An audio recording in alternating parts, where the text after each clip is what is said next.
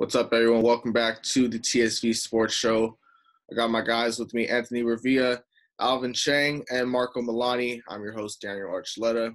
So let's start off today's show with a little bit of NFL action from the week. And we'll start off with just the game of the week, possibly with the play of the year. It happened out in Arizona between the Bills and the Cardinals. Arizona coming out on top 32-30 with that crazy last-minute Hail Murray, if you will, from Kyler Murray to DeAndre Hopkins with 1 second left. Just unbelievable catch in the end zone, 3 defenders around him, and Hopkins came up with the game-winning touchdown catch. Turn over to Marco. Just what was your reaction to the entire last minute? Because, Stephon Diggs, he thought he won it at the end, but Murray and Hopkins had other plans. So I wasn't watching it because I had other commitments on Sunday, but I did watch a little. But the Hail Mary was all over Instagram, and Bill O'Brien, I think. I saw a meme actually on Instagram too. That Homer Simpson meme of him just going into the bushes. That's Bill O'Brien's reaction to trading DeAndre Hopkins. So, yeah, shouldn't have done it, because then that play wouldn't have happened. Good job, Cardinals. They're the best young team in the NFC West. My hot take for the week. Yeah, no doubt. Anthony, what did you see from that game? The beginning of the game, great defense on both sides. I thought that Josh Allen, he kind of might have threw the game for the Bills a little bit. I think he threw, 2 picks or something like that? Yeah, he threw for 2 touchdowns, 2 interceptions, threw for 284. Yeah, and then I knew that Patrick Peterson almost had 2 other picks, so it was a okay night for Josh Allen. Could have been better, but that last play was just, like D-Hop said, don't panic, man. He's down there. Yeah. 3 other defenders. Yeah, just unbelievable looking at the videos of it, the pictures.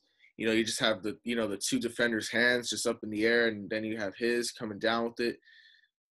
All around, just like I said, play of the year, no doubt. Write it off, give them whatever award they have at NFL Honors, the ESPYs, anywhere. It's over. That's it right there. And it really just sets up a crazy game on Thursday night. Whoever, the game of the week hardly ever comes on Thursday night, but when you have the Cardinals in Seattle going at it in Seattle, it's going to be probably raining the entire game, just adding more drama to it all. We'll see if, Murray and Wilson can continue to do their thing, running around in the rain in Seattle. Looking forward to that. One more game to talk about from Sunday, and that happened in New Orleans, Niners-Saints. Niners hopped out to a quick 10-0 start, but couldn't really do much from there. Big play of the game, though, came in the third quarter, I believe. Or no, in the second quarter. Sorry. The big Contavious Street sack on Drew Brees knocked Brees out of the entire rest of the game in the second half. Brees ended up gaining a cracked ribs on both sides, and then also a collapsed lung. And just he's up in the air for the rest of the season. But back to the game, what more can be said about the Saints? It just seemed like they really turned it on in the second half. Yeah, Alvin Kamara is just good. Alvin Kamara is just amazing. Brees is a great thrower, and Jameis and Taysom did well recovering from him after the second half. But it's just that defense too, that Niners defense, that's just been riddled with injuries and just absolutely injury prone, and it's an infirmary ward. It's kind of sad, but kind of par for the course. Yeah, another injury. This one was on the offensive end, with Jermichael Hasty, broken collarbone, probably out for the rest of the year. And then even prior to the game, we saw Jaquan Tart. He's going to be out for the year also with turf toe. Anthony, staying with the game, with Brees going to be out now for an extended period of time. They finally turned the ball over to Jameis Winston. We know Jasper somewhere is smiling. But going forward, do we see the Saints stumbling a little bit in the division and possibly now being a wild card team? Honestly, I don't think so. Falling off of Drew Brees, of course, would be downfall for any team. But of course, Jameis Winston, he comes off of the Tampa Bay having great seasons over there. He has Michael Thomas, Emmanuel Sanders, and Smith over as his receivers, and he has Kamara behind him. So I don't think that they'll fall off that bad. Of course, they'll have to get used to the change, but I think they'll be okay in the long run. Yeah, I think so too. We saw it last year, when they had Teddy Bridgewater kind of take over. They didn't lose a game in that spot. This is a little bit different though, given that Winston, he had the talent as we saw in Tampa Bay. Look how they're doing now, and look at the talent he comes with now in New Orleans. It might be a little bit trying to find the word for it, a little bit more below average as to what he had in Tampa Bay with Evans and Godwin, and his tight ends at the time was Brait, and the other one, it's my bad, the other one he had there, but I don't see them falling all that below. I mean, they already have the tiebreakers with Tampa Bay moving forward, so if they do have the tie with them, they will win the division. But I think now it's more for Tampa Bay to at least try to grab hold of this division and possibly walk away with it. They play the Rams next Monday in Tampa Bay, so another great game to close out the entire week. Let's shift over now to college. A lot of SEC games were canceled over the weekend, but still a great week overall. Marco, what was your takeaway from this past weekend in college football? So first of all, the big news coming out of college football, Lane Kiffin, I believe, from South Carolina, was fired after a bad start. I was mostly watching the Masters Saturday, I'll be honest. But yeah, there was still a lot of good games. Of course, Dame coming out again, beating Boston College. Then there was like the smaller games. Marshall beating Middle Tennessee in the 75th anniversary of the I believe it was a plane crash that killed almost everybody who was involved on that flight. So kind of a statement win there. Indiana shutting out Michigan State. Great game there. USC beating Arizona. That was a pretty good game. I think I watched a little bit of that. Florida crushing Arkansas 63-35. Washington State losing to Oregon. And Wisconsin beating Michigan, which I think we kind of expected. But, I mean, yeah, I think Jasper's been saying the Big's kind of been kind of weak. So, yeah, they got, they were one of the last conferences to get started. And then, just a lot of teams coming up flat. We've seen that from Michigan so far. But talking Indiana, like, wow, what, still undefeated. They play Ohio State this week coming up. That'll be at 9 a.m. kickoff on Fox, I believe. And that's just a big game for them as well. It only just gets a lot more tougher for them. But at the same time, they pull out on top. Maybe they will be in the playoff. Who knows? And you mentioned the USC-Arizona game. That was just as crazy as a game as we've seen all weekend, maybe even all season, given that Arizona had the late touchdown and then USC driving the ball back down and winning, coming out on top. It's still wide open right now in the Pac-12, maybe even the Big Ten if Indiana could win this weekend. But ACC, it looks like we already know who's going to be in the championship game there. And the SEC, I mean, hopefully they could get some more games played this weekend and we can see what happens from there. One more thing. Yeah, go ahead. San Jose State won, so believe they are still undefeated. So yeah, 4-0. Let's get them ranked, huh? See if the committee thinks so when they come out with their ranking instead of the AP poll. All right, let's close out today's show with the NBA draft preview. As you know, the draft is tomorrow on November 18th at 5 o'clock on ESPN. And just looking at the top 10 order, we see Minnesota, Golden State, and then Charlotte. But just the big story over the past maybe 24 hours is James Weisman, saying that he hasn't even contacted with Minnesota leading up to the draft, and he's only been working out with Golden State and Charlotte.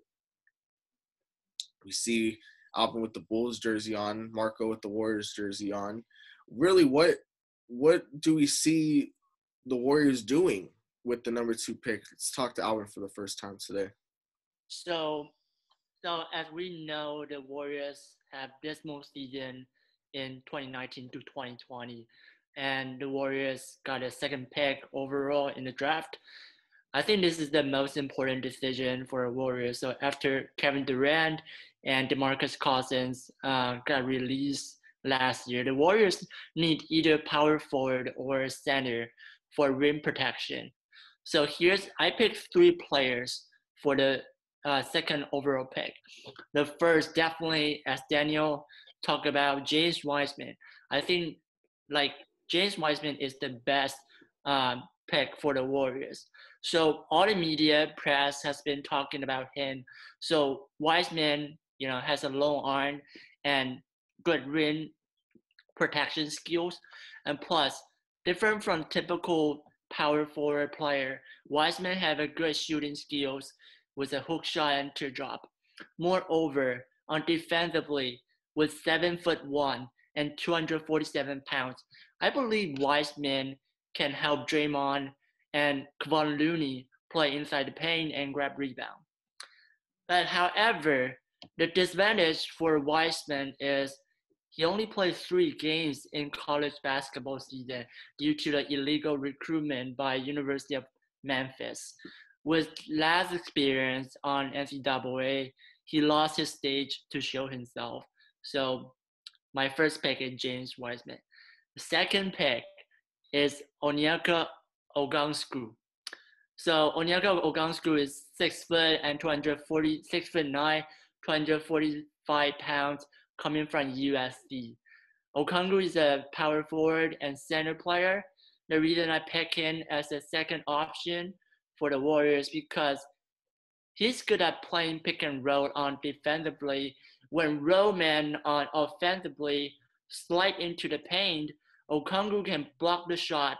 In the 2019 to 2020 season, Okongwu averaged 16.2 points, 8.6 rebounds, and 2.7 blocks per game at USC.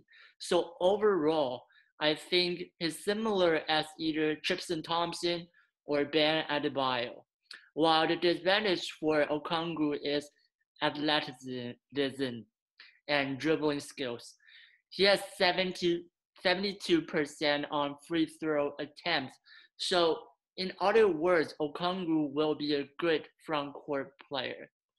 Then going to my 3rd option for the Warriors is Deni Abdiyah. So Deni Abdiyah is an international player from Israel, 6'9" and 225 pounds. Different from Okongwu as a front court player, Abdiyah is a good all-round player. Although he's small forward, he actually can play from point guard to power forward. Plus, he played good isolation on low post.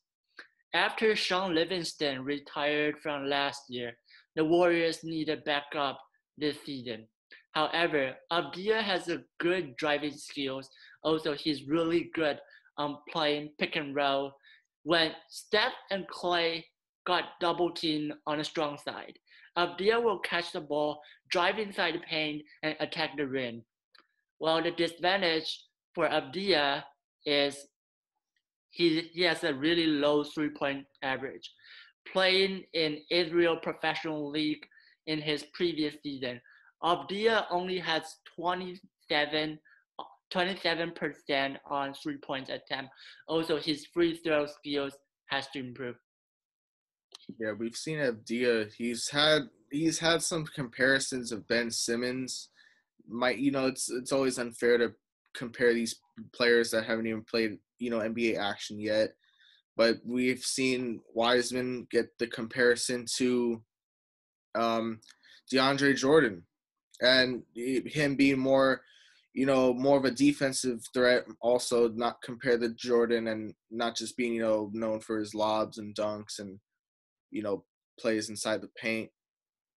Marco, what do you see the Warriors doing, or let alone the entire team or the entire draft order in the top 5? What do you think happens? Do you have any predictions?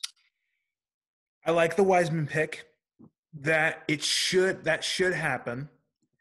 But because of course, come on, 7'1", a 7'1" center. They haven't had anybody that was above 6'11" or something like that. So that would be nice to have that 7-foot defenseman. And this is a team that was like almost last in like defensive rebounds and blocks.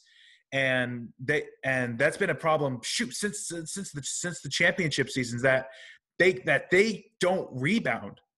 It's been a huge issue. But there is rumors circling, and there has been rumors circling since the draft board originally came out, that the Warriors were going to trade the number 2 pick if they found the right offer. Now, this could be done later today. This could be done early tomorrow. This could not be done at all. I'm expecting that if it does happen, it's probably going to be with the Bucks, and that it's probably going to involve Giannis Antetokounmpo.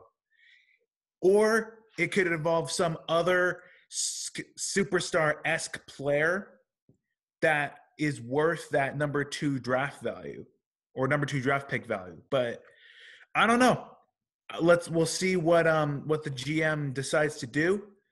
I would like to see Weisman go, but in the second round, maybe get another forward or some G League depth. So high hopes for the Warriors.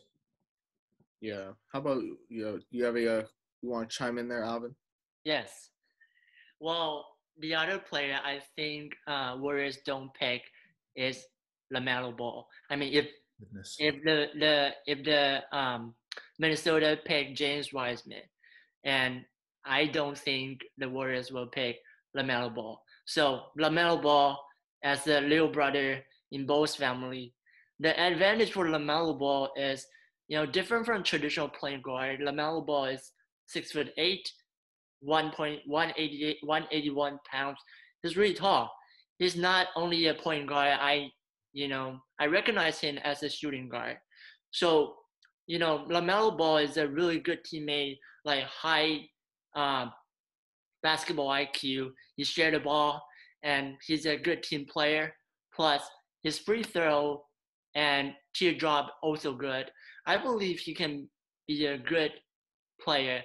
The reason Warriors should not pick him because they already have Curry and Jordan Poole at backcourt position. I know LeVar Ball wants his son to play for the Warriors, but I think the better team he should go is the Timberwolves. I mean, work together with D'Angelo Russell and Karl Anthony Towns. Yeah, I think if the Warriors draft LaMelo Ball, there are just endless possibilities of storylines to come out, and that's, Ball himself just coming to the Warriors. You have, Father LeVar, just he'll make the rounds on TV and radio and everywhere. And then, just how exactly would Steve Kerr feel with the pick? Because, he already has a lot to deal with. Now you have the entire Ball mix that comes with them. To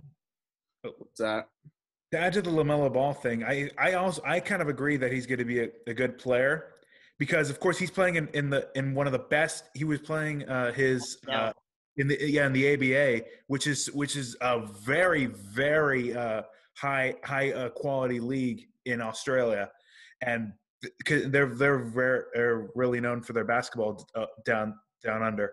Of course, Bogut played there before he came back to the Warriors a couple years ago. But yeah, I can agree with you that I think the Timberwolves. I wouldn't be surprised though if they went with somebody else. Maybe that guy from Georgia, Anthony Edwards, yes, sir. Yeah, Anthony Yeah, Edwards. that's what I was thinking. I wouldn't be surprised if he fell. It's happened before.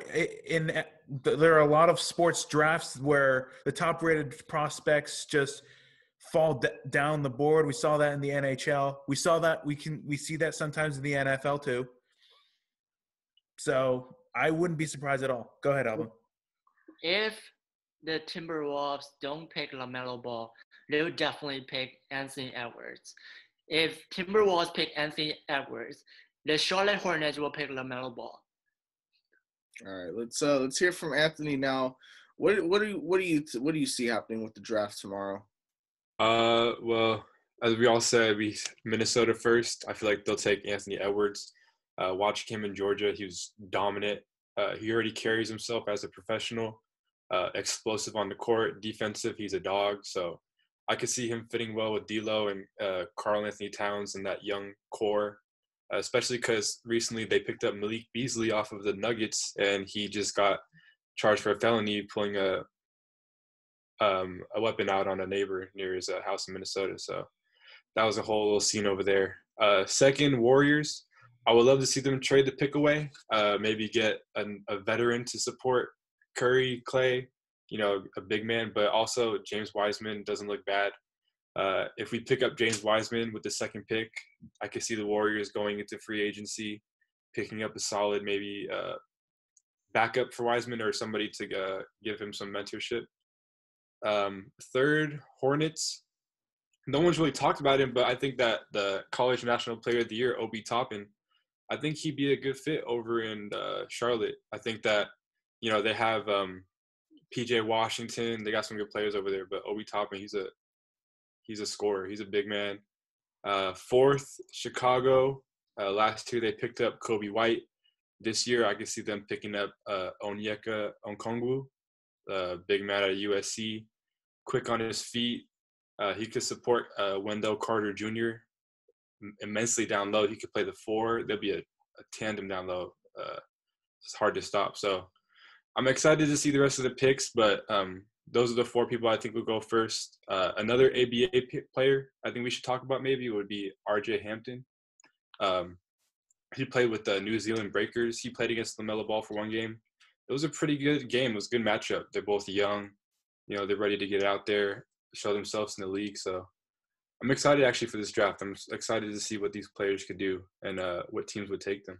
Yeah, that's right. And then, for better or worse, there's no definitive number 1 pick compared or number 1, number 2 like we saw last year with Zion Williamson and John Morant. We have no clue who's going to be the best player out of this draft at all, and then maybe that helps the Warriors, maybe that helps the small team like Minnesota or Chicago or Cleveland. Maybe you never know, man. It might even help out the Knicks. Maybe they find their next star. Alvin, you had one more thing to chime in with. Go ahead. Yes, I saw a tweet early this morning say that if the Warriors don't get the second overall pick, they will trade the second overall pick plus Kevon Looney to Pistons for Blake Griffin. What do you guys thought? For Blake Griffin? Yes. Okay. All right. He was good. He was good with the Clippers back in the day. I don't know if he's really. I think it's one of those old players who was like good, but it's kind of like falling, not rapidly, but very steadily falling. He's getting older in age, but I don't know. I don't think he's going to be the same player as he was like a few years ago. So that definitely may be the Pistons winning that trade. Unfortunately, because Kevon Looney's good, they can use a guy like him, and Griffin's just going to be an old piece. And we see a lot of teams just in the world of sports getting a lot younger and getting a lot younger and faster. So Curry and Thompson are obviously the exceptions to that rule, but I mean, that's just going to be a bad trade for the Warriors. I don't know. It's a hot take. I think that would be an okay look for the Warriors, honestly. I think that Griffin, when he's on the Pistons, he never really had a solid point guard. Of course, he had Derrick Rose, always battling injury. Reggie Jackson, not really a facilitator. I think maybe, with Curry, maybe that could be a good dynamic. They get a person down low, also a shooter, pass it into the paint, dish it back out to them on the perimeter for quick threes. But also it could be a dangerous pick as well. I agree with you on that one, Marco. It is a dangerous one. Yeah, lot to look forward to going into tomorrow's draft. And even then, we have free agency right around the corner. We already see a couple trades come in yesterday, dealing with Drew Holiday to Milwaukee. Milwaukee making a lot of moves already. See what happens there. But a lot is on the way regarding the NBA. We're just getting started, and it all, continues tomorrow with the draft. We'll leave it at that. Thanks for tuning in. Make sure to follow the Skyline View on Twitter and Instagram. And we'll react to everything that happens tomorrow and the week coming up next week on the TSV Sports Show. Well, thanks for tuning in today. We'll see you guys next week.